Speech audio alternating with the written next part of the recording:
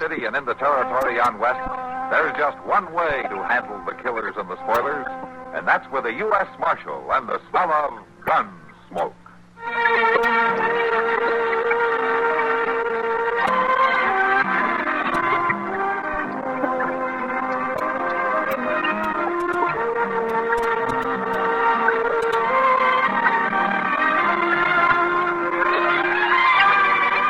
Gunsmoke, starring William Conrad, the story of the violence that moved west with young America, and the story of a man who moved with it.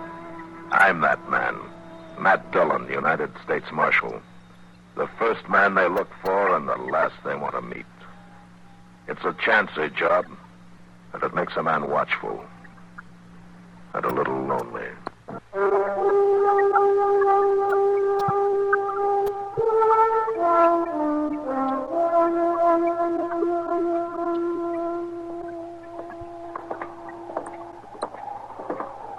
We're going to stop in at the Long Branch for a minute, Mr. Dillon. Might as well, Chester. There won't be much doing around town tonight. Sure do hope they got a rotten fire going. The wind's got a nip to it, all right. And it's going to blow up worse for a morning. Looks like it.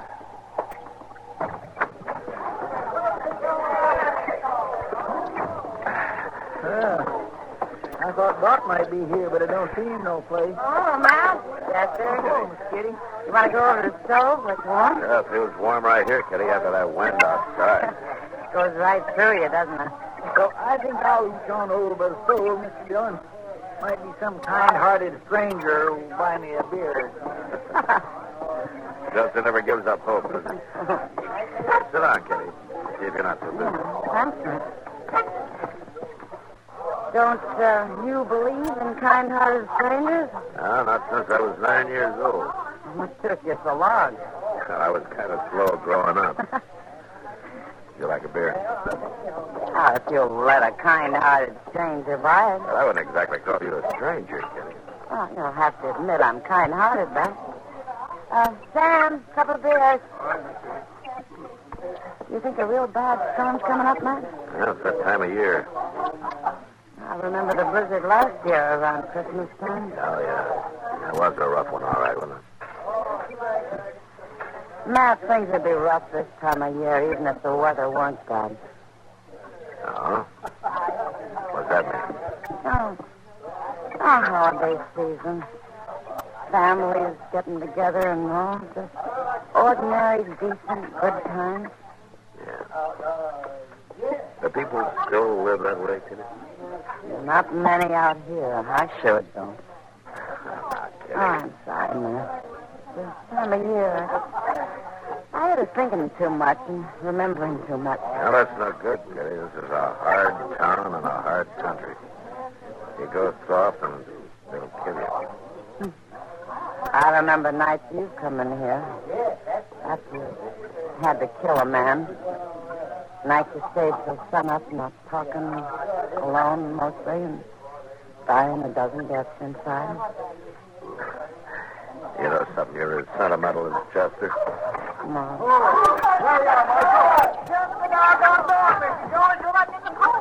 Give me a chance to. I've been robbed, Marshal. Held up right in my own store. Well, how'd it happen, Mr. The Jones? fella come right in after closing time. Bandana over his face. Stuck a gun in my stomach and took everything to the cash drawer. $68. It sure took you long enough to get around telling me about it. Yeah, he tied me up. Left me there in the back room. I just now got loose. You got to go after him, Marshal. That's kind of a tall order, isn't it? Trailing a 5-hour head start. Well, that don't matter now, because I know who he is. Oh, I thought you said you couldn't see his face. And I couldn't. But I could tell by his voice and his walk and everything about him. It was Clint Doty. Clint Doty? Yeah, he's the homesteader up the river. Yeah, I know him. I can't believe Clint's the kind who'd do a thing like that. Well, it was him, all right. I'm 100% certain. Well, all right, we'll ride out in the morning and bring him in. In the morning? Well, if it was him, he'd be there. Oh, but Marshal... Look, Jonas, I'm not going to ride 12 miles up that river bottom at midnight with a blizzard coming up for $68 now. We'll leave in the morning. At sunup.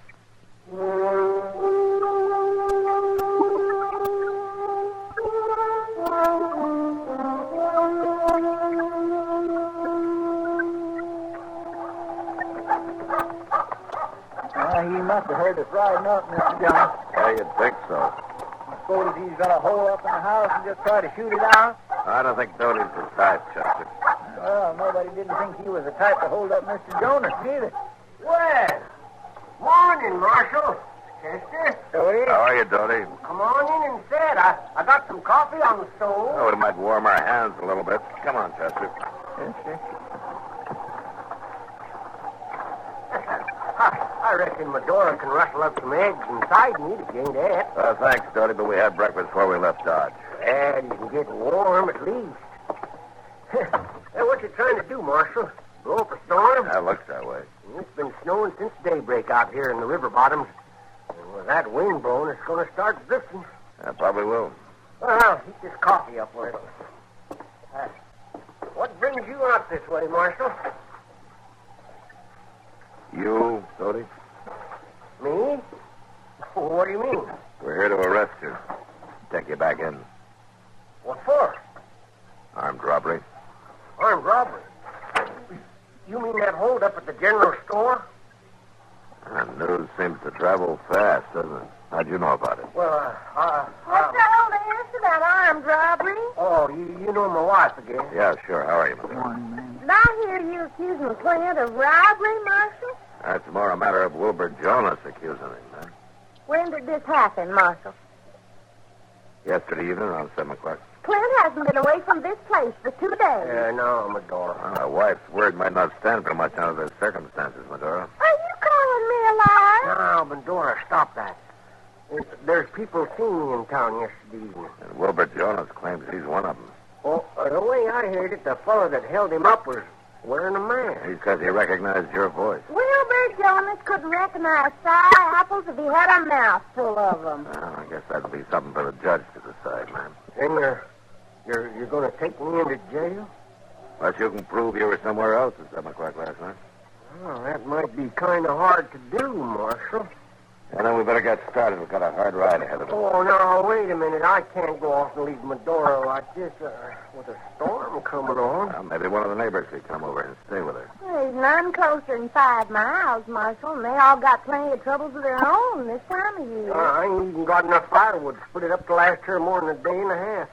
I was aiming to get some laid in today. I'm sure she's made out before. Oh, well, maybe so, but not in her condition. Clint. Condition? What are you talking about?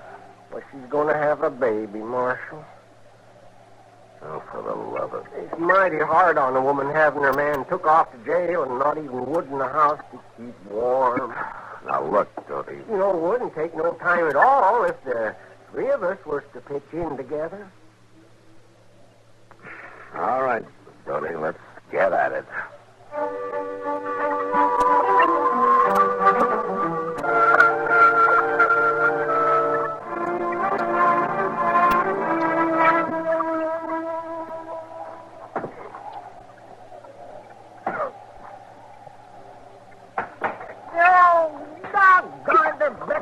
What's the matter, Chester? Well, this cussed axe needs sharpening again, Mr. Dillon. It ain't too good at steel. The Marshal's got the best of it. You couldn't prove it by me. Well, this one sure don't hold its edge none. Oh, here, Chester, let me touch it up with the stove. Oh, my gracious, that itches my teeth. If you ask me, we've already chopped enough wood to last through this winter and half of that. Stop that, don't you?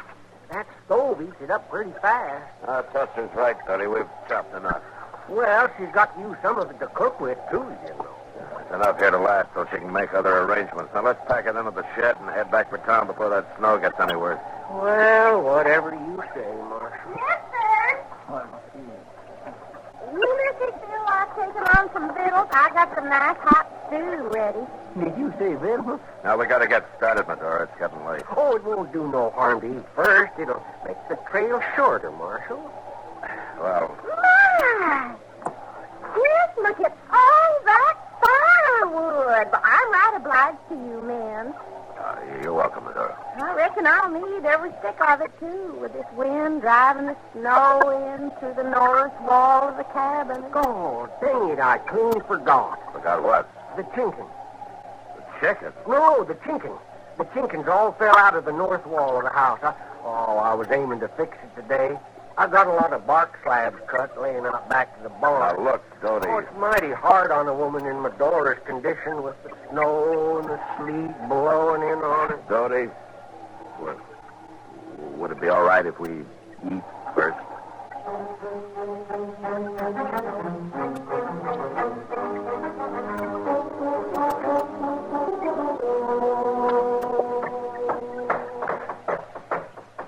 I reckon that about does the job down at this end. Yeah, I'm just about through here, too.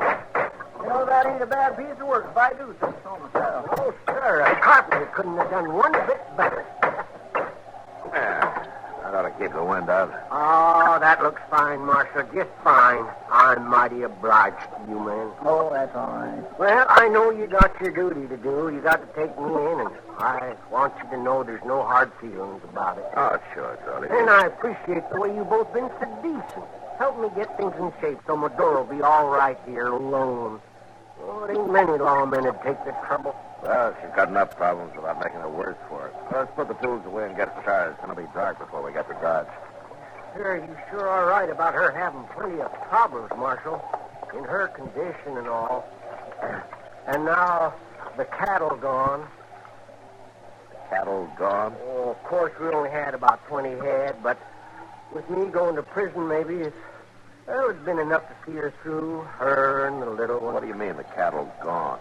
Well, I had them there in the meadow back of the corral, letting them pick clean what pasture was left. I guess they drifted off. Well, of course they drifted off. When that storm hit, they turned tail and moved along with the wind. Cattle always do that. Well, I guess it don't matter much, though. Medora couldn't take care of them nohow, not in her condition. Well, she could if you'd hold them in the corral there next to the barn. All she'd have to do is push the hay out of the loft door. I reckon they drifted down south there about 3 miles and come up against the bluff. Oh, they'll probably mill around and freeze to death there if the storm keeps up. About 3 miles, huh? Mm-hmm. I was aiming to go after them, but of course, one man alone wouldn't have had much chance. All right, Doty, come on. Let's go find your cattle.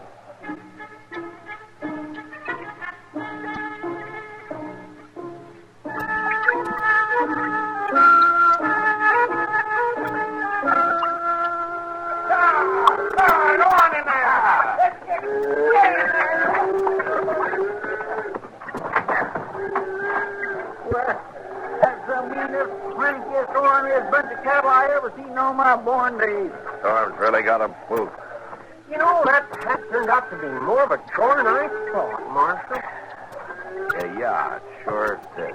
I just don't know how I'd have managed without you fellas helping. We're mighty grateful to you, me and Medora both. Well, we couldn't let the cattle freeze. Well, if you'll wait now till I put these lanterns in the barn, we can leave any time you say.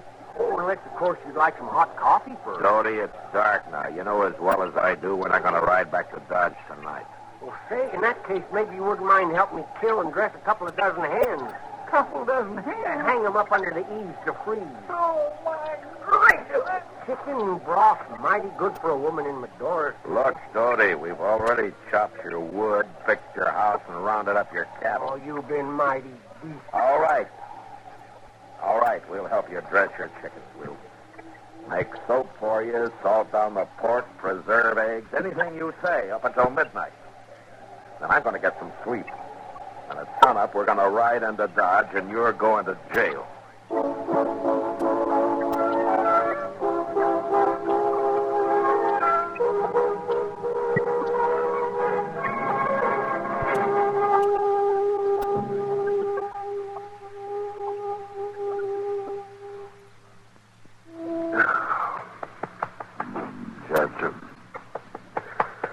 Hey, Chester, come on, wake up.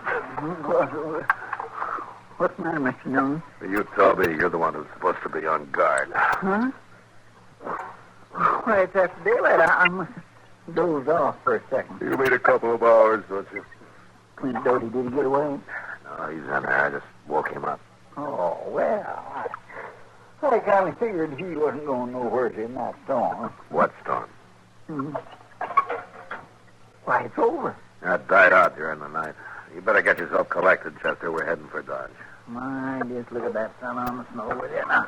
Turn out some of them boots out of the sweaty. Oh! What's the matter? Oh, Mr. Dillon, I'm so lame I don't even know if I can stand up straight. Well, Keep trying. I swear I'm going to have to be spoon-fed for a month. I ain't never worked so hard in all my life. Hello, is anybody home? Somebody outside. Yeah.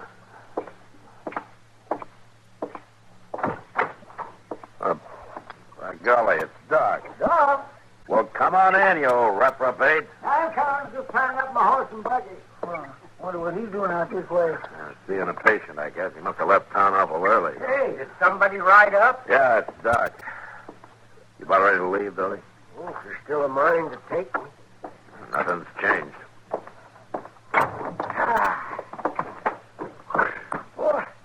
Well, Matt. Yes, sir. So this is where you've been hiding out. How are you, Doc? Yeah. Oh, good morning, Clint. Morning, Doc. Get any coffee? Oh, have some in 2 shakes, Doc. Medora, Yes, Clarence? will you come out and fix some coffee? Yes, Clarence? What are you doing out here this time of morning, Doc? Oh, the Murdoch baby was acting up, touched the troop, so I spent the night there. Thought I'd just drop over and say hello to Doty, as long as I was this close. You could have done that in town. I'm taking him in. You're taking him in? Well, for what? Robbing Jonas Semble's store night before last. Robbing the... Now, where'd you get that idea? Jonas claims he recognized him. Wilbur Jonas hasn't got the sense the good Lord gave a gopher. Matt, they caught the fella who'd done that. What? That's right. There was some drifter riding through town. He threw a lot of money into a poker game, and the boys got kind of suspicious. And he finally admitted the whole thing. So they borrowed the jail keys from Judge Bent and locked him up until you get back. Well, Clint, didn't you tell him? Oh, well, Tell me Clint, he couldn't have done it, Matt. He was playing poker at the time with me and Mark Grimmick in the back room of the livery stable. Doty. Now, Marshal, I didn't lie to you. You asked me if I could prove where I was. I didn't know Doc's word was actual proof.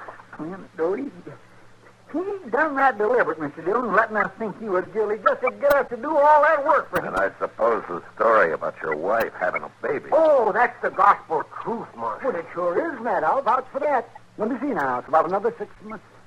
Around the 1st of July. 1st of July? Yes. I didn't say when, Marshal, and you didn't ask me. Ain't you gonna wish us well, The Mark? 1st of July? So help me, Doty, for 2 cents. Oh, we might even name him after you, Marshal, if we can't think of nothing else. So help.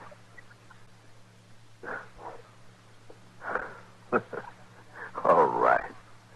All right, Doty. Now, how about some of that coffee, huh?